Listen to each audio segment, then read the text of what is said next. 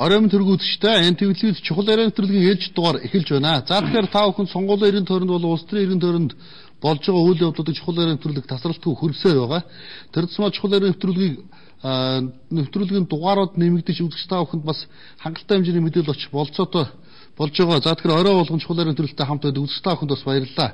За манай өнөөдрийн нэвтрүүлгээр сүүлийн үед бас нэлээд сайн дуйлааны эзэн болсон. Тэр тусмаа улсын хурлын гишүүд дотроос яг нэр заад цогсон амлалтаа гайгуулсан биелүүлсэн гэгдэж байгаа. Амлалтаа биелүүлснээр ард түмнийхээ өмнө одоо нэр нүрэнд дархлагдлаа гэж нэрлэгдэж байгаа. Сайтуудаар Чингэлтэй хаан уулыг дархлууллаа гэдэг мэдээлэл цацагж байгаа улсын хурлын гишүүн Гардхүүгийн баяр сагныг урамшуулж байна. За танд энэ өрөө мэндийг хүргэе. За баярлалаа. Өөрчийн өрөө мэндийг хүргэе. За тэгээд энэ тантай Чингэлтэй хаан уулын дархлуулснаас эхлээд нөгөө урт нэртэй хуйлаж эхлэх байх тийм үү. Тэгэхээр яалтчгүй та бол ард түмний дунд экологийн баяр сагн гэдэг нэрээр нэлээд алдарсан. За би таны аав Гардхүүгээс ахуулаад ингээд их юм яригдэн тийм үү.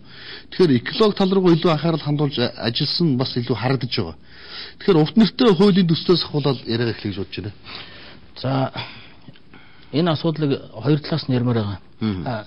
Монгол хүн, Монголын төр, энэ байгууллага орчин энэ их баярлага зүү зохистой ашиглах, хайрлах, хамгаалъя гэсэн ийм одоо бодлого барьж байгаа. Монголын төр энэ бодлогыг бариад урт нэртэй хуулийг батлуулж гаргасан.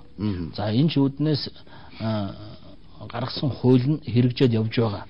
За нөгөө талаас хамгийн гол нь энэ хуулийг эсэргүүцэж байгаа бас лобби хүчтэй байгаа гэдгийг бид бас ойлгож анхаарах хэрэгтэй л дээ. Маш их одоо хүчтэй эсэргүүцэл тулгарч байгаа. За ямар ч тохиолдолд бид энэ хуулийг бол цаашид хэрэгжүүлээд явна. Монголын төр бол гаргасан хуулиа засгийн газар нь хэрэгжүүлээд явах ёстой гэдгийг хэлмээр байгаа. За миний хувьд Чингэлтэй хайрхан уулыг төрийн хамгаалтанд авлаа. Үүнийг анхудаа санаачлаад ярьж одоо 4 жил одоо энэ асуудлыг би хөөцөлдсөн. Яг таны сонгуулийн амлалтад хамгийн гол цөмөн энэ дээр байсан шүү дээ. Тийм байна. Чингэлтэй дүргийн иргэдээ Чингэлтэйчүүдээ Чингэлтэй хайрхан уулмаа сүйдэж дууслаа. Энийг би одоо төрийн хамгаалтанд авахулаа гэдэг гол 4 жилийн өмнөх амлалт байсан. Яг зөвлөлтөө. Төрийн хамгаалтанд авъя. Энэ асуудлыг 4 жилийн хугацаанд бид ярьлаа. Би ярьсан. За хөөцөлдсөн. За Чингэлтэй хайрхан уулыг төрийн хамгаалтанд авах асуудал бас амаргүй байсан. Энэ маш их олон одоо шат дамжлагтай. За мөн энэ шат дамжлаганда дамжлага бүрийдээ улс төржиж байсан. За би бол одоо энэ саад бэрхшээлийг тэр болгон энэ 4 жилийн хугацаанд ийм саад бэрхшээл байна гэж би бол ярьж байгаагүй.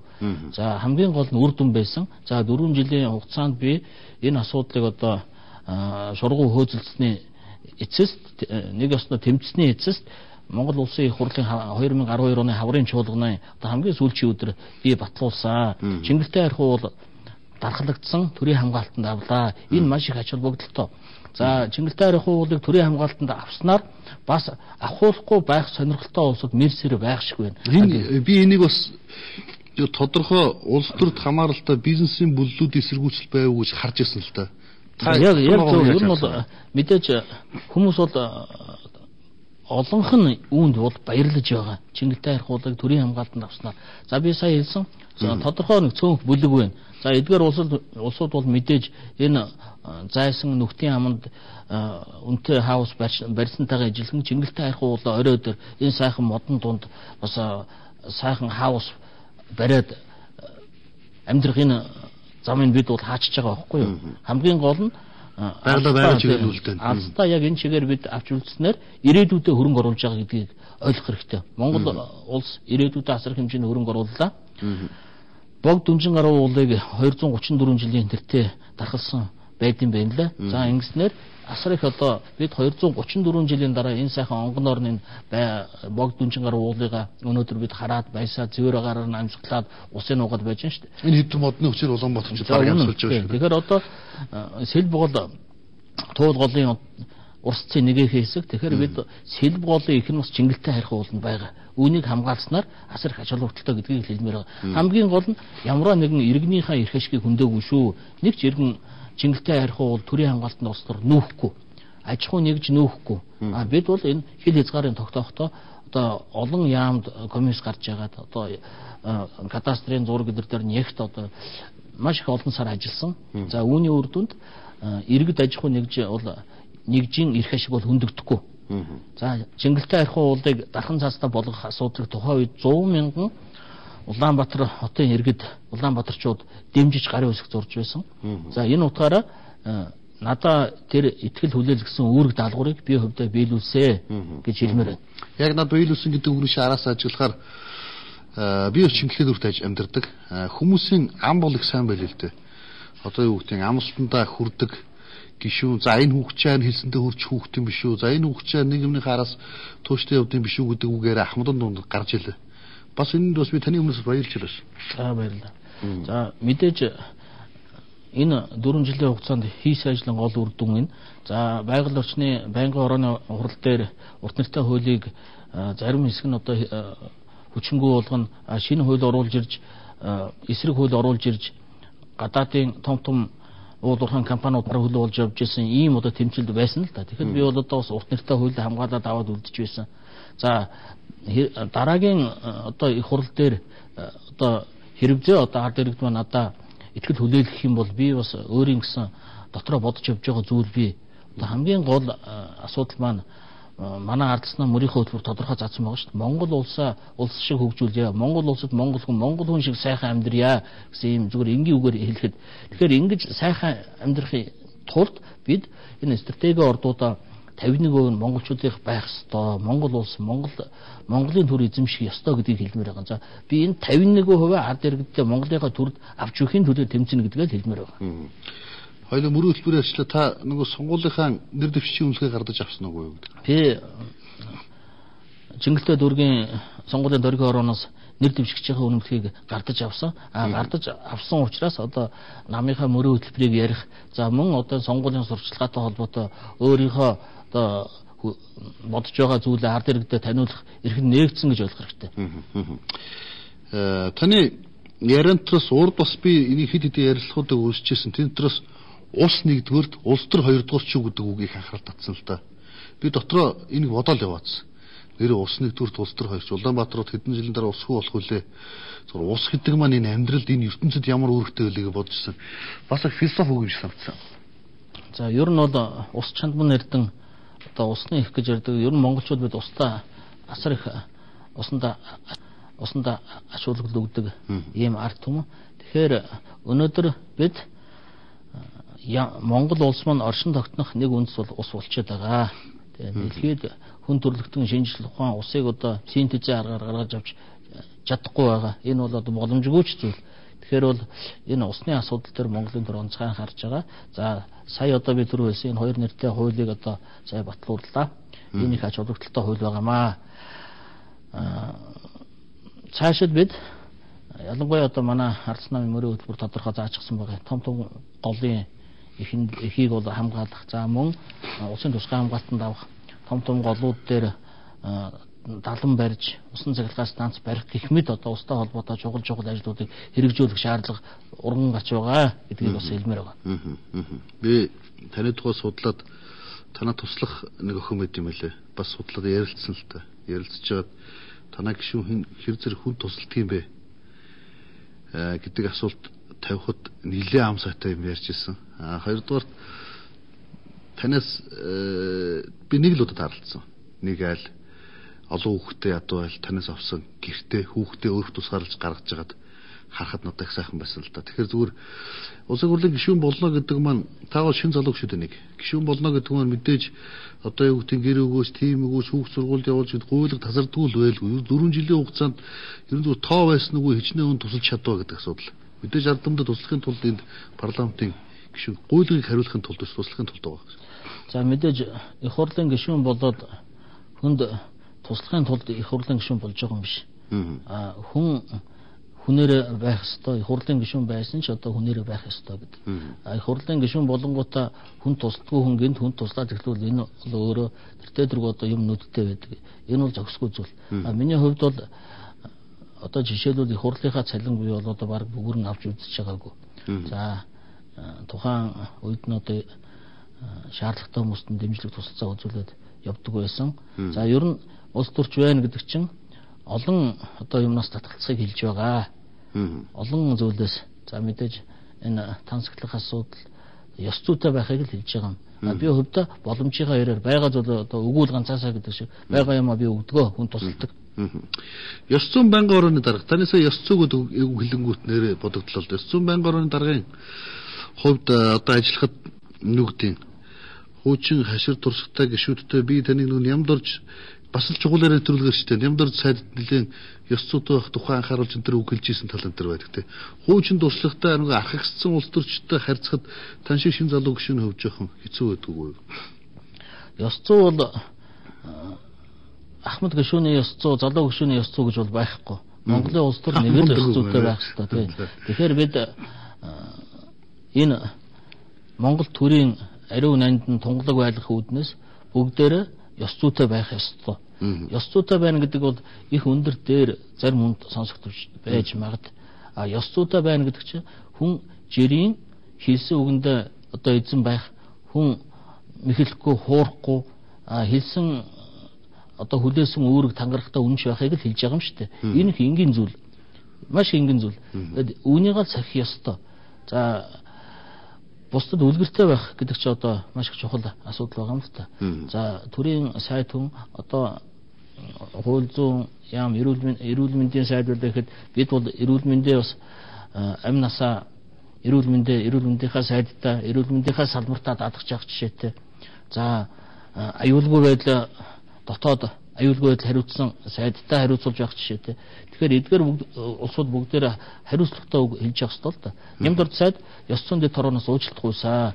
Тэгээ энэ 22 жилийн хугацаанд Монголын улс төрд энэ хариуцлагатай албан тушаал гуйж байгаа хариуцлагатай албан тушаал хашиж байгаа төрийн өндөр албан тушаалтнууд уучлалт гуйжсэн нь ховор байт юм байлээ. Хариуцлагагүй хэлснийхээ төлөө нямд орд сайд уучлалт гуйсан. За энэ бол гуйх ёстой байсан. Гуйхгүй байсан бол энэ асуудал цаашаа бүр улам дамжираад явах байсан гэж би хувьдаа бодож байгаа. Зөвхөн одоо энэ хугацаанд бас нэг юм мэдээж экологийн гэдэг сэтэртэй гишүүн орж ирсний хувьд сэтэргээчлээ уучлаарай. Гишүүн орж ирсний хувьд танаас заашгүй асуух юм би зүгээр сэтгүүлч хувьд цөмийн энергийн асуудлаар нэлээх хөөцөлж байгаа, нэлээх материал цуглуулж байгаа. Нэлээх юмнаар сурж байгаа. Зүгээр та юу гэж бодож байна вэ? Монгол улс бидэнд хоёр асуулт тавьчих гэж бодож байна. Монгол улс нэгдүгээр цөмийн энерги хэрэглэх нь зөв үү, буруу юу? Цөмийн хог хаягдлыг Монгол улс өөртөө бослуулж мөнгө олох нь зөв үү, буруу юу гэдэг асуудал. За, Монгол улс бол цөмийн хог шаар хаягдлын хогноос биш ээ. Бид бол тэр цөмийн эрчим хүч гэдэг зүйлээс холуур явах ёстой. Бид тэр атомын цахилгаан станц гэдэг зүйлээс холуур явах ёстой. Тэр тусмаа цөмийн хог хаягдал шарыг Монгол улс бид хизээж булшлах ёсгүй. Үүнийг Монгол улсын ерөнхийлөгч өөрөө бүр зарлиг гаргасан байна. Тухайн үед Монгол улсын ерөнхийлөгчтэй би бас энэ байр суурийг санал бодлого солилцчихсэн. Дараа нь Монгол улсын ерөнхийлөгч зарлиг гаргасан байдаг. За үүнийг маш зөв зүйтэй зүйл гэж боддөө. За цөмийн эрчим хүч ашиглана гэдэг чинь бид өнөөдөр одоо нүүрсээ түлээд эрчим хүч гаргаж байна. Усаа халааж байна. Үүнтэй ижилхэн их энгийн зүйл гэж ойлгоод байгаа байхгүй юу? За аваар ослол гарлаа гэхэд нэг одоо турбин одоо янз янзын гэмтэл гардаг. Ийм зүйл гэж ойлгоод байгаа. Энэ бол тийм биш. Нүүрсийн цахилгаан станцад доголдолгүй ажиллаж чадахгүй гэж. Атомын цахилгаан станц гэдэг чинь өөрөө Япон улс ажиллаж чадсангүй. Япон улс яг байгалийн одоо бэрхшээлийн улмаас сая одоо сүйдсэн. За Хирошима, за Чернобылийн осол, за Америкийн том станцуудаар дандаа осол гардаг. Холбооны бүгдээр Герман улс энэ атом цахилгаан станцаас татгалзлаа. Япон улс татгалзлаа. Арлын одоо далайн орнууд бүгдээр энэс татгалзж байна. За Монгол улс газар хөдлөлийн идэвхтэй бүсэд оршдог орны хувьд энэ асуудлаас бид татгалзах ёстой. Цөмийн эрчим хүчний хууль байгаа. Одоо бас олон үзэл баримтлууд байгаа л да төрөөс баталсан байдаг. Эдгээр цөмийн эрчим хүч ашиглана гэж заачсан байгаа. За тухайн үед бид чинь Фукушимагаа ослоос өмнө байхгүй. Их тийм сэтгэлийн хөөрлөөр ийм том зорилтууд тавьсан байгаа. Гэхдээ зүгээр манай ардсан намын ихтер намын мөрийн хөтөлбөр дээр бид тодорхой заасан байгаа л да. Ямар юм илүү ач холбогдол өгөх юм. Нөгөө ногоо эдийн засаг гэж байгаа.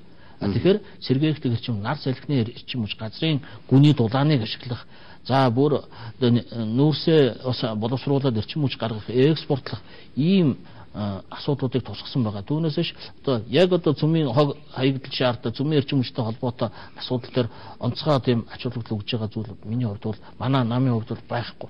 Хамгийн гол асуудал бид монголчууд эрчим хүчээ цөмийн одоо урвал үүсгэж түүний өр дүнд гарсан дулааныг ялгаруудаа төрбийн нэргүүлээд тэгээд цахилгаан гарах асуудлаас л хол бай гэж байгаа.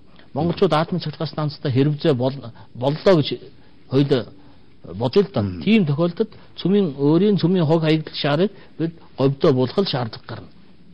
Тэгээд 250 мянган жилийн хугацаанд тэр хог тэр плутон, уран, одоо стронций гэх мэт одоо радиожигт бодисууд зарим нь 2-3 цагаас ахуулаад 250 мянган жилийн хугацаанд задардаг байхгүй. Тэр задрах хүртэл хугацаанд радиац гаргана, энэ хүнийг хордуулна. Түүнийг одоо аюулгүй байлгахын тулд асар их хэмжээний харуул, хамгаалал, тэр зузаан, хан, газар доорх гүнзгий булах одоо асар их хэмжээний зардал гарна. Тэгэхээр үүнийг бид бодолцох ёстой гэдгийг хэлмээр байна. Зүгээр ёс төрийн одоо энэ цөмийн энергийг хэрэглэх гэдэг нь өөрөө бас л ёс зүйн тухай ойлголт шүү дээ. Ард түмний эгэл ард түмнийхээ төлөө ёс зүйтэй байх үгүй гэдэг ойлголтоо бас хамаарах байх л та. Цөмийн энергийн газрыг нэг нийгмийн дунд хардлага явуулж байгаа шүү дээ. Цөмийн хог хаягдлыг буучлахын тулд цөмийн энергийн газрын дарга байсан насарын цөмийн энерги судалсан инкод гэдэг хүнийг ажлаас нь авч хаялаа. Дараа нь хог хаягд буушуудын асуудлыг яригдлаач гэх юм уу, тийм үү? Энэ өөрөө одоо юу гэдэг юм? Улс төрд байгаа нөгөө улс төрд ямар ч ёс зүйн аргаар мөнгө олох гэдэгтэй л хамаарсан. Ялдуутай маш зөв үндэскээс нь хэллээ. Бид бол мөнгө бол энэ бол хамгийн чухал зүйл биш.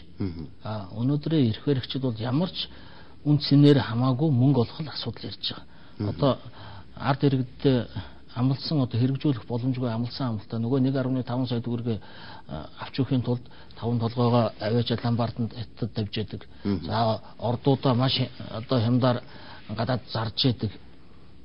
Энэ бол өөрөө маш их ёс зүйгүй одоо зэрлэг зугаа зангил гэж одоо би өөр хэлэх үг алга. Үнэхээр энэ маш их ёс зүйгүй буруу юм явж байгаа. Тэгэхээр цөмийн эрчим хүчний цөмийн хог хаягдал шаарыг булшлах бизнес дэлхийд байдаг. Энэ бол маш том олон зуун миллиард долларын эргэлттэй ийм том бизнес. Энэ бизнест хүн зуучлах байдлаар оролцсон хүн тэрбум доллар авдаг. Хэдэн зуун сая доллар авдаг шиг байгаа шүү дээ. Тэр бол одоо дэлхийн нийтээр үнэн байхгүй юу? Үнэн шүү дээ. Одоо ерөөсөө та нэг сайтанд ороод сонирхоод хар. Ерөөсөө энэ талын мэдээлэл бол хангалттай байдаг. Тэгэхээр бол энэ хилцээрийг хэн явуулав гэдэг асуудал. Монгол улсыг төлөөлөөд тэр Америк, тэр Японд хэн хилцээр явуулав. Тэгэхээр энэ асуудлыг хэрэгцээ манай ардсан нам гарч ирэх юм бол Монгол улсыг цөмийн хог хаягдал шаарыг булшлах, хогийн сав бодлохын төлөө тэр явж исэн улсуудыг бид хариуцлага тооцно гэж би хувьдаа бодож байгаа. Үүнийг заавал гаргах ёстой. Одоо энэ нөхдүүд энэ бүх асуудал нь одоо дарагдчихлаа. Их сайхан зүйл удаад нэр дэвшээд явж байгаа л да. Би дотроо хувьдаа бол гадарлаж байгаа. Би энэ халуун тогоон 4 жил суулаа. Хин ашиг сонирхлын зөрчилтөө хин тэр цөмийн хог хаягдал шаарыг булчлахын төлөө явж исэн бол би хувьдаа гадарлаж байгаа. Гадарлагч одоо баримтуудыг тэр цөмийн эрчим хүчний газраас одоо тухайн үед гаргаж ирсэн шүү дээ. Тэгэхээр ардсан нам ялсан тохиолдолд бид бол бүх зүйлд одоо бас хариуцлагатай ханднаа. Монгол улсыг том ордуудыгаа аваачаад удалчдаг. Монгол улсыг цөмийн одоо хог хаягдал шаарыг одоо булшлах хогийн сав мэд хэлбрээр гадаадынханд одоо тайлбарлаж ойлгуулна гэдэг чинь бол одоо ёс зүйгүй хэрэг. Ёс зүйн тухайг ойлгохоор заримдаа улсын хурлын танхимд энийг ёс зүйгүй үйлдэлүүдийг хийж байгаа хүмүүсийн оронд заримдаа эмэгтэй хүн байсан бол гэж бодогддог шүү дээ. Сая ерөнхийлөгчийн хэлсэн үгийг анхаарал татсан л да. Би Монголын эмэгтэйчүүдийг дэмжинэ. Эмэгтэй хүмүүсийг би хэнийг дэмжих вэ? Эмэгтэйчүүдийг дэмжинэ гэж хэлсэн үг байж байгаа. Би бас таныг ерөнхийлөгчтэй ойрхон байдаг шүү мэ гэж хардаг. Зүгээр ер нь та эмэгтэйчүүдийн талаар улс төрд орж байгаа эмэгтэйчүүдийн талаар ямар бодолтой байна вэ? За ер нь эмэгтэй хүн байгалийнхаа жамаар айл гэрээ төр улсаа аваад явах ийм зүйл байгаа. Би бол дэмжиж байгаа. Энэ гендер гэж асуудлыг энэ зайлшгүй байх ёстой асуудал. Эмэгтэй хүн альва нэгэн асуудалд нөхөр ханддаг. За зайлшгүй одоо зөөлөн тал нь гэж ярьж байгаа шүү дээ. Тэгэхээр бидний зөөлөн тал бол эмэгтэйчүүд маань улс төрд ороод явах ёстой. Ануу хатан байна, өөлгүй их байна. Эдгээр бүгдээр маш том улс төрийн бодлого гаргаж барьж байсан. Монгол сая одоо чинь намдор сайд мэдэг л асуудал өдр үүсэж байгаа тэрний оронд нөгөө нэг хэсэг яригдсан сэтгүүлчдийн дунд энэ намдор сайд огцорчул хөөрхийг огцруулна гэдэг унчил оронд хэн тавигддаг гэсэн хууль зүйн сайд удуу сайд яригдчихлаа тий. Тэр бас л нөгөөт чинь бас л эмхтэн хүн шүү дээ. Бас л их гарах шийдвэр юм уунууд нарай жих өөрчлөж магадгүй гэсэн хуулиур яригдчихлээс. Тэр би сая таны ано хатан мат гэхээр бодлоо л да тий. За ер нь эмхтэн хүн бол аваад явна шүү дээ тий. Ано хатан их Монгол улсыг бас аваад явж байсан шүү дээ. Их Монгол улсын сүүлчийн хаад хаттай нэг шүү дээ. Тэгэхээр бол үүнийг бол нэлээхэн одоо Монгол эмхтэн хүн төрийн ажлыг ямар ч ямыг аваад явж чадна. Шонхор фракцээр сонин сах юутай байна. За манай шонхор фракц үйл ажиллагаа идэвхтэй явуулж байна. За мэдээж одоо ардсан нам өөрийнхөө хөтөлбөрийг бид баталсан. Сонгуульд одоо энэ их тулаанд орно. За шонхор фракцын гишүүд өөрийнхөө одоо намын мөрийн хөтөлбөрийг хэрэгжүүлэхийн төлөө, ялт авчрахын төлөө одоо ажиллаж байна. Танаас хүмүүс сонирхч байгаа хэл та би л сонирхоод байна. Одоо 4 жил өнгөрөөлөө парламентын гишүүний үүрэгт ажлыг 4 жил хийчлээ. Анх парламентод хөл тавьж ирсэн үегээл ихэр бас нэг сонирхол санагдах байхдаа одоо дараачийн сонгуул яригдж байгаа үед тийм ээ.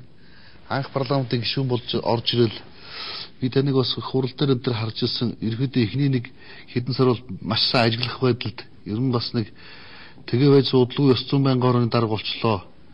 Ёс зүйн яригда залуу хүний үед нөгөө эдэн хулгууруудыг ёс зүйн яриулах хэрэгтэй болчдөг. Тэр үеийн дуусвал ямар ах вэ? За Монгол улсын их хурлд 4 жил би ажиллаа. За энэ бол өөрөө амьдралын маш их том их сургуулаа. За би онц дүнтэй төгссөн гэж хэлэхгүй. Одоо сайн муу ямар дүнтэй төгсөж байгааг олон хичээл орсон доо гэж. Би одоо тэгж тийм өнцгөөс нь хэлмээр байгаа байхгүй. Одоо сонгогчд дүнгээ тавина гэж. Нэг хэсэг нь төгсөж байгаа бах. Нэг хэсэг нь одоо дахиад анги дэвшээд явах бах. Тэгэхээр миний хувьд бол их туршлага хоригдлуулсан. За урд нь үнэ хэлэхэд би бол төрийн байгууллагад ажиллаж байгаагүй. За Монгол улсын хурлд орж ирээд Монголын төрийн одоо жам ёс дотоод одоо энэ баялаг уламжлалтаа бичгтэйг үйлдэл энэ төрийн үйл ажиллагаанд одоо бас гардан бие оролцлоо, хууль тогтоох олон үйл ажиллагаанд оролцлоо. Нийт одоо 20 гаруй хуулийг би санаачлагчаар хамт баталцаад одоо явсан байна. За бодолжсэн зүйл би зүгээр хамгийн одоо Монгол улсын хурлын чуулганы анхны өдөр гэхэд ардын намын өдөртөх зөвлөлөө хурлд заалаа андуураад дахиад орж ирчээч. Тэгж бодож явсаа. Тий. За энэ бол яг зөв бодолжсэн хөвгтөө явдал гэх мэт. Одоо бол миний хувьд бол за тийм хуулийг одоо жишээлбэл сайжруулчих байсан юм. Дахиад одоо тэрүүн дээр ийм өнцгөөс нь хийх юмсан гэсэн бодол одоо миний хувьд бол байна. Би бас танаас яг асуух гэдэл бодоод байна л да. Яалчгүй дөрөв за Чингэлтэй хайрхан бол гол амлалт байсан. Амлалтандаа хурж ямар ч байсан артан бүндэ харууллаа гэдэг нэг ойлголт. Яалчгүй 4 жил бинийг л хийцэн бол гэдэг нэг юм юу үлдвэ? За яг үнэн хэлэхэд энэ 4 жилд бид 57 дугаар тогтоолгыг хэрэгжүүлж чадсангүй. Монголчууд 51% оюутлын 51% авах ёстой байсан. За Монгол улсын хурл одоо сав сайнтай муутай дүрдэг гэдэг шиг сайн муу хэлүүлж дуудуулан байж бид 57 дугаар тогтоол гэж асар их ач холбогдолтой монголчуудын ирээдүйн хөв заяатай шууд холбоотой, үндэсний аюулгүй байдалтай шууд холбоотой маш чухал тогтоолыг гаргасан. Үүнийг л одоо бид Монгол улсын хурлын засгийн газраараа хэрэгжүүлж чадсангүй. Үүнд одоо би харамсч явдаг. За дараагийн хурал дээр энэ 57 дугаар тогтоол буюу ер нь стратеги ордуудын 51%-ийг монголчууд Монголын тал эзэмших тал дээр би онцгой анхаарнаа гэж би хувьдаа бодож байгаа. Үүний төлөө одоо ажиллая гэж бодож байгаа. Одоо мэдээж иргэдийнхаа дэмжлэгтэйгээр шүү дээ. Одоо дэмжсэн тохиолдол гэж бодож байгаа. Зүгээр өнгөрсөн хугацааны бүх юмудаас ингээд сөхөөд түүхүүдийг эргэж дурсах юм бол таны ингээл одоо юу гэдэг ардам гэдэг чинь бас хэлгүүн үдгүүж ихгүй шин штэ. Сайнтай муутай бүгдийг л мэдж байгаа. Зүгээр танд энэ Монголын ардам за тэр зүг Чингэлтэй дүүргийн иргэд намайг тэр тал дээр ойлгосоо гэж боддог гэсэн юм сэтгэл чи үлдээгүй. За Чингэлтэй иргэд маань би бас одоо яг үнэ хэлэхэд санаа зовж байсан. Том амлалт өгсөн байдаг. Чингэлтэй харах уулаа дархан заас дарахлах төрийн хамгаалтанд авах асуудлыг одоо нэг гишүүн их том ам аваад их хурлд ороо суучихсан. Үүнийгээ би хэрэгжүүлж чадахгүй бол одоо бас их одоо өөрөө эвгүй байдалд орноо. Яаж иргэд сонгогчдынхаа нүрийг харнаа л гэж би өвдөө санаа зовж байсан. Тэгэхээр одоо энэ амлалтаа би Чингэлтэй хайрхан уулаа төрийн хамгаалтанд авч даргалсан учраас бас одоо сэтгэл хангалуун байгаа. За одоо итгэл хүлээлгээд үүрэг ачаа өөрүүлэх юм бол би бас Чингэлтэйчүүдийнхаа үүрэг даалгаврыг цаашид өөрөөд аваад явахад би хувь гишүүний хувьд одоо бэлэн байна л гэдгээ одоо Чингэлтэйчүүдтэй дайж хэлмээр байна. За тэгээд өнгөрсөн хугацаанд зүгээр гарь түүгийн баяр сарын гишүүний өвсөлтгүйс өдрөөс ажиглаж байсан, харзал байсан, боджил байсан. Тэгэхээр нэг хайхтар эдсэн уусан муу юмд бол нэг оролцохгүй өнгөрч шиг боллоо. Тийм үү? Нэг хайхтар улгаа цэлгийч авилгачлал өөр чи гэдэг нэр бол нэг дуулсангүй шиг. Тийм ээ. За Чингэлтэй хайрхан уулаа ямар ч сан дахлуулаад авлаа гэд боддоор зэрэг та зүгээр энэ өнгөрсөн 4 жилийн хугацаанд би таны интернет сайтуудаас өгсөн ярилцлагуудыг уншсан л да өөртөө ямар дунд тавьсныг гэхдээ телевиз үзэгчдэд бас сонсоход та зүгээр түрүүн бас дүнгээл яриад өнгөрлөө. Өөртөө ямар дунд тавих вэ? 5 зөв 5-аар л хэмжиж байна. Социализмын үе бидний сургалтын үе байсан тийм ээ. За өөрөө их эвгүй асуулт тулгаж тавилаа л та. За би боломжийн гэж өөртөө дүн тавьмаар байна. Одоо шууд онцгой энэ ямар өөрөө нөхрөө гэж хүмүүс хэлэх байх. Тэ. Өшөө дутуу боломжийн гэдэг үнэлгээ байхгүй шүү дээ. 5-аас чинь нэг өөрөө даруухан хэлж байна те. За гэхдээ ер нь би өөртөө үн тавихгүй, та надад үн тавихгүй, иргэд тавих учраас одоо та бид хоёр бол энэ бол хэлцэх асуудал биш л гэж би өвдөө бодож байна. За тэгээд өдөртөө охин чухал нэвтрүүлгийн ээлж дугаарыг хүлээж авч үзлээ. Манай өнөөдрийн улсын хурлын гишүүн Гардхүүгийн баяр сайхан оролцлоо. Би ямар ч үсэн шахажгаад дүн тавиулах гэсэн боловч бас тавигдсангүй. Гэхдээ ард түмэн танд гайгүй дүн тавьсан байх гэдэгт би ер нь хүн хилээд хэлсэндээ хүрнэ гэдэг бол өөрөө бас их чухал чанар учраас таны сонгуулийн ажилд, таны улс төрийн ажилд, таны ирээдүйн ажилд өндөр амжилт хүсье. За баярлалаа. Танд бас амжилт хүсье. За баярлалаа.